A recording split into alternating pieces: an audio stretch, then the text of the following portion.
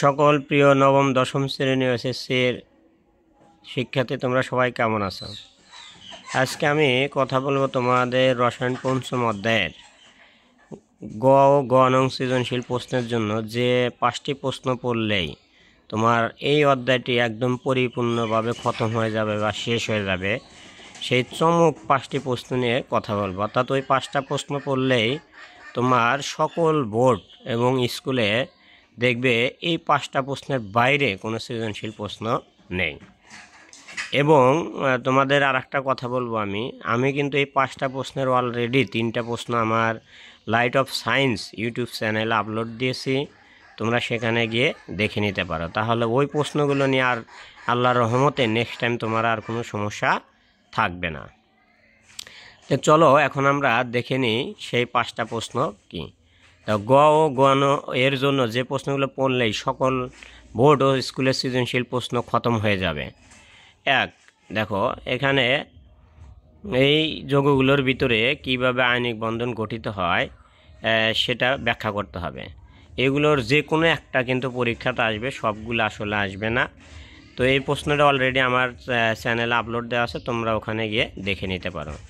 অথবা আমার চ্যানেলটি প্রথম যদি কেউ না পাও, তাহলে এই সার্চ দিলেই হবে যে @লাইট অফ সায়েন্স 1990 লিখে ইউটিউবে সার্চ বারে সার্চ দিলেও পাবে। অথবা এই যে আয়নিক বন্ধন কীভাবে গঠিত হয় এটা লিখে সার্চ দিলেও খুব সহজেই পেয়ে যাবে। এরপর দেখো আমরা দেখব 2 নম্বর প্রশ্নটি। 2 নম্বর প্রশ্নটি আছে, এখানে যতগুলো দেওয়া আছে সবগুলি কিন্তু দেখো সমযোজী যৌগ। অর্থাৎ এই সমযোজী যৌগ কীভাবে গঠিত হয় সেটা ব্যাখ্যা করতে বলছে। সাধারণত আমি এখানে যতগুলো লিখেছি এর বাইরে কখনো আসে না, তো এগুলো পড়লেই এনাফ।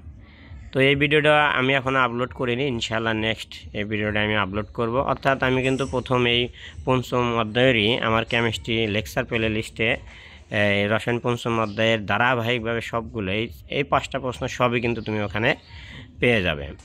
আরও যদি গুরুত্বপূর্ণ কোশ্চেন থাকে তোমরা কমেন্ট করবে, আমি ওই ভিডিও দেওয়ার চেষ্টা করব। এরপরে দেখো 3 নম্বর প্রশ্নটি আমরা আসব। 3 নম্বর প্রশ্নটা হচ্ছে সোডিয়াম ক্লোরাইড, পটাশিয়াম ক্লোরাইড। এই প্রথমে সবগুলোই কিন্তু তোমার হচ্ছে আয়নিক যৌগ, আর লাস্টের 3টা হচ্ছে সমযোজী যৌগ, বাট এর কিন্তু পোলারিটি রয়েছে। অর্থাৎ এরা পানিতে কিভাবে দ্রবীভূত হয় সেটা চিত্রসহ ব্যাখ্যা করতে বলছেন।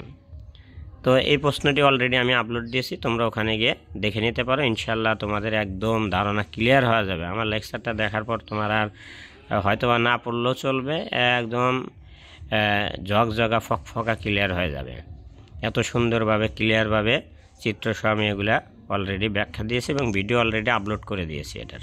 এরপরে দেখো 4 নম্বর প্রশ্নটি, আয়নিক যৌগ ও সমযোজী যৌগের জলীয় দ্রবণে পরিবাহিত। এই প্রশ্নটা কিন্তু আমি অলরেডি তোমাদের আমার চ্যানেলে আপলোড করেছি, তোমরা ওখানে গিয়ে দেখে নিতে পারো। একদম চিত্রসহ ক্লিনভাবে বিষয়টা তুলে ধরা হয়েছে এবং লেকচারটা দেখলে আশা করি তোমার আর জীবনে এই প্রশ্নগুলো ভুল হবে না।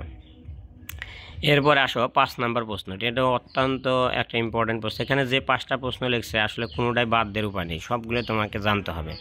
তাহলে একমাত্র বোর্ড পরীক্ষায় তোমার সব কিছু কমন পড়ার অর্থাৎ মিস হওয়ার কোনো চান্স থাকবে না এই অধ্যায় থেকে। এটা দেখো অষ্টক নিয়ম কোনটা মানে না, অথবা 2-এর নিয়ম কে মানে না, অষ্টক সম্প্রসারণ ঘটছে কার, অষ্টক সংকোচন হয়েছে কার, এই প্রশ্নটা খুব বেশি আসে। অর্থাৎ এবং যেগুলো নিয়ে আসে সেই কয়েকটাই শুধু কিন্তু এখানে আমি দিয়েছি। অর্থাৎ NCl3 অর্থাৎ nitrogen trichloride, NCl5, PCl3, PCl5, SF2, SF4, BCl3, BCl5, এগুলো থেকে সাধারণত এই প্রশ্নগুলো এসে থাকে। তো এই প্রশ্নটা আমি আপলোড দিই নাই, তাহলে এখানে 5টা প্রশ্নের মধ্যে কিন্তু অলরেডি 2টা প্রশ্ন আমি আপলোড দিয়েছি, তোমরা আমার চ্যানেলে গিয়ে দেখে নাও। ইনশাল্লাহ ওই প্রশ্নগুলো নিয়ে দ্বিতীয়বার আর তোমার কখনো সমস্যা হবে না। আমার ভিডিওগুলো ফুল দেখে একদম ধারণা তোমার ক্লিয়ার হয়ে যাবে। আর যে 2টা বাদ আছে দেখো 5 নাম্বার আর হচ্ছে তোমার এই 2 নাম্বার প্রশ্নটি, এই 2টা আমি ইনশাল্লাহ এরপরে আপলোড দেবো আমার ভিডিওতে। তো আমার চ্যানেলটি সাবস্ক্রাইব করে তোমরা আমার পাশে থাকো, বেল আইকনে ক্লিক দিয়ে রাখো, তাহলে এরকম আমার ভিডিওগুলো তুমি অধ্যায়ভিত্তিক কিন্তু আমার ভিডিওগুলো ধারাবাহিকভাবে খুব সুন্দরভাবে পেয়ে যাবে। এবং আমি কিন্তু এরকম প্রত্যেক অধ্যায়ের কোন কয়েকটি প্রশ্ন আসলে পড়তে হবে সেগুলো নিয়েও কিন্তু এরকম আমি ভিডিও দিব।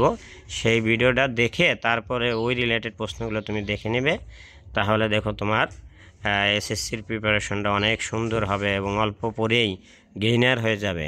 কারণ সারাদিন পরেও যারা কাজ করতে পারতেছে না, এই অল্প 5টা প্রশ্ন পড়লেই কিন্তু তোমার সকল বোর্ড সকল স্কুল কমপ্লিট হয়ে যাবে।